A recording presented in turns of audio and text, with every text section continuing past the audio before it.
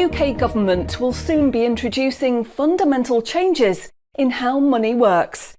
The changes are being planned by central banks around the world, including the UK's central bank, the Bank of England. These changes, once introduced, will affect everyone.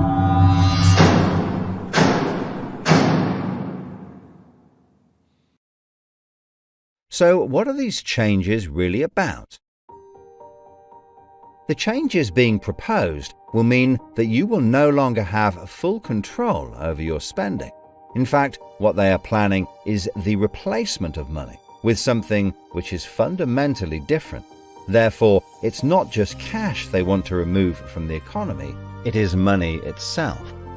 Pay attention, because if the new monetary system is allowed to happen, it will be very difficult to reverse and could mark the beginning of the end of human freedom.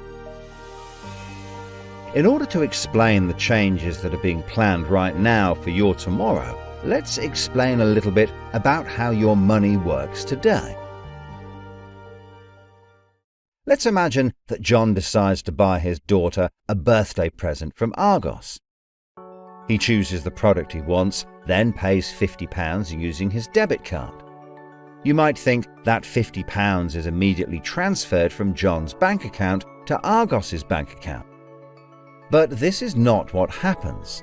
A record is created showing that John's bank owes Argos's bank £50, and John's account will even show that the money has left his account, but the actual transfer of funds does not occur at the time of purchase. John's £50 purchase is one of about 50 million UK transactions that occur every day, and although in each case the account may show that the money has been transferred, the actual movement of funds between the banks only occurs once every day. Every 24 hours, all the payments made to and from each of the UK's 300 plus registered banks are added up to determine how much each bank owes the others. The Bank of England, which is the central bank that all other banks in the system are connected with, derives the total amount that each bank owes and is owed for that day. The Bank of England then intermediates and exchanges funds between all the other banks. So the Bank of England does not know anything about John or the £50 he spent on his daughter. John's money is just a tiny part of a huge transfer of funds. This means that the only organisation that can see what John does with his money is his own bank. The central bank cannot see what John spends his money on or when he spends it, and John's bank is under an obligation not to share details of his spending with anyone. This means that, rightly, there is a good degree of anonymity and privacy over what John decides to spend his money on. This, in turn, means that a government or central authority, such as the Bank of England, cannot directly restrict John when he uses his debit card, because it has no visibility of what John is doing with his money. If John had paid for the present with £50 of cash, then the purchase would be completely anonymous. Nobody, including John's bank, would know what he had spent his money on. So, cash transactions are truly anonymous, and debit card transactions have a high degree of anonymity because only your bank can know about them. So, what is this new system? The name of the new system is called Central Bank Digital Currency, or CBDC. It sometimes has other names, such as smart money. Here's how it works. Let's imagine that John, again, decides to buy his daughter a birthday present from Argos. His mobile phone has a smart money wallet or app on it, from which he pays £50 for the product.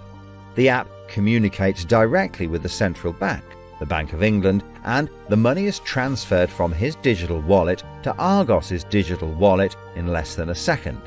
The transfer of funds occurs at the time of purchase, and the transaction is recorded and approved by a centralized computer system on a centralized blockchain. A blockchain is a special computer program that records information very reliably and cannot be amended. The centralized computer system runs continuously and can deal with hundreds of transactions per second as they occur throughout the entire economy. processing all of the public's purchases being made by millions of digital wallets. This sounds fantastic and is so much quicker and simpler than the old system. But there is a fundamental difference, which is that all transactions are centralized in real time as they happen. In other words, one system will be able to know about every single digital transaction in the economy as the transactions occur. This is the critical difference with the new digital monetary system that everyone needs to be aware of. All transactions are centralized in real time as they happen. The people who are planning this new system have made it clear that it would be useful, in their eyes, to use artificial intelligence algorithms in real time to block certain public transactions for a range of different reasons. So, what does this mean for John? Let's just say there is another lockdown and the government want to stop the public moving about the country. With this new system, they could introduce a simple change. That would mean John's wallet would only work if he was located within a certain distance of his own home. Argos is 2 miles from John's house, and he decides to go and buy his daughter a birthday present. He attempts to pay £50 for the product with the app. The app communicates directly with the Bank of England's computer system, and the system rejects John's payment before it is made, because the system knows that John is 2 miles from his own home, and John's wallet has been limited to spending within just 1 mile. John cannot now buy anything unless he moves closer to his own home. His money is now useless if he wants to go anywhere. Why doesn't John just use cash? That would be a good solution for John as long as cash is still in use. So, how might this new system be introduced? The Prime Minister called an emergency meeting today to discuss the unprecedented slide into economic recession in the UK and global economies. Inflation is out of control, and high interest rates are causing thousands of house repossessions.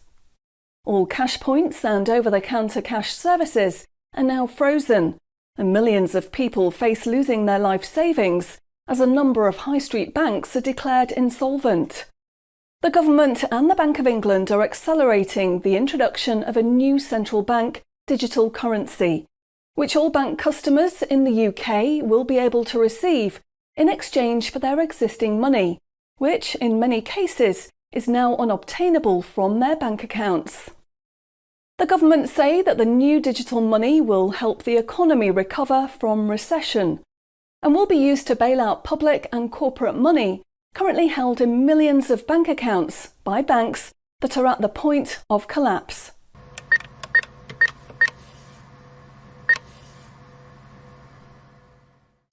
It says cash unobtainable from this account. It's frozen our money. Bleeding hell, John. How much have we got in the house? We've only got £120, and when that's gone, nothing. I don't believe it. The bank's frozen our money. We've got £25,000 in that account and no way of getting it back. Download your central bank CBDC wallet app today and get bonus digital pounds free.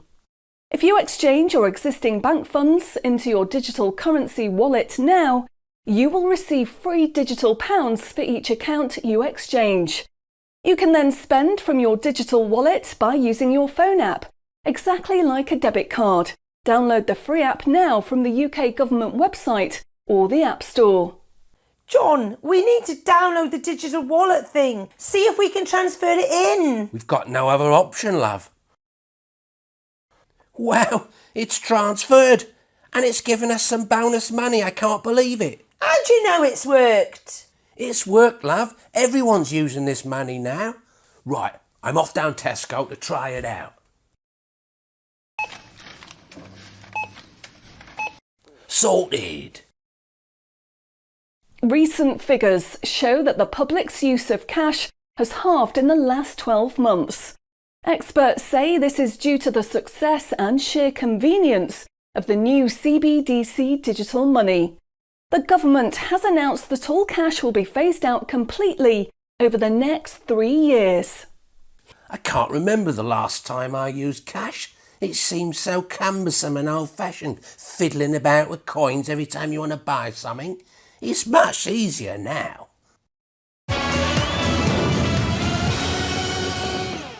Have you seen the remote control, love? Look what I found. Remember these? What are you going to do with that? Well, I don't know. Look, why don't we keep it? I'll put it in a picture frame. My name's Charlie. Recent data from the annual Climate Change Conference has revealed that only a drastic reduction in fossil fuel use will help protect against climate change. The government has announced limits on petrol and diesel use for all individuals in the UK, which will be enforced using smart money. Each wallet will be limited to a purchase of 15 litres per week, after which the wallet will be prevented from making any further purchases in that week. Ah, bollocks.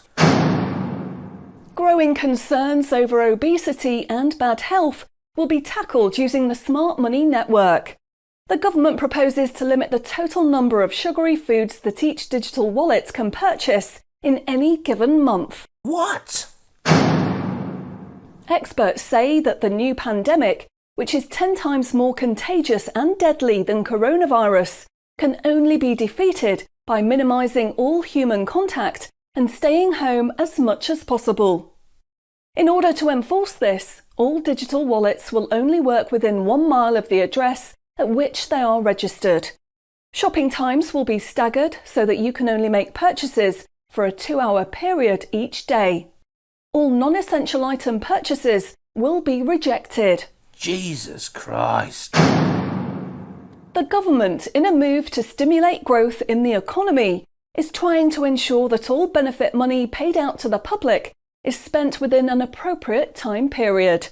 From the 1st of August, all benefit payments, including the new social credits, should be spent within 2 months of receiving them. Benefit money will expire and be of no use if it is not spent within the 2-month period. Blimey, they're putting a shelf life on money. Vaccination uptake for the latest pandemic is now at 95%. Anyone who has not been vaccinated will have restrictions placed on their wallets. For the 5% unvaccinated, spending will only be allowed at certain times and within 1 mile of home. Certain goods, such as alcohol, travel tickets and restaurant purchases, will not be available for those who have not been vaccinated, and their digital wallets will not work outside of the UK. Wow.